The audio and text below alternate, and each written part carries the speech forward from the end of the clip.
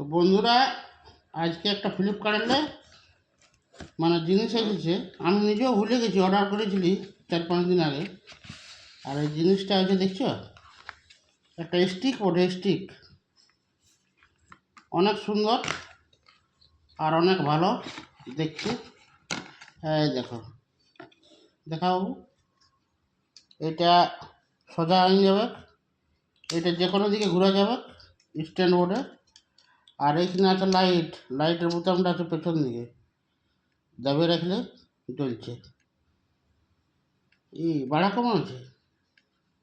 আর এটা হচ্ছে বড় হবে, যত বড় করবে। আর এটা হচ্ছে ব্লুটুথটা, তোমার এটা খালি এত ধরে থাকবে, এটা চিপলেই তোমার ফটো উঠবে নাকি। এটা ছোট করা যাবে।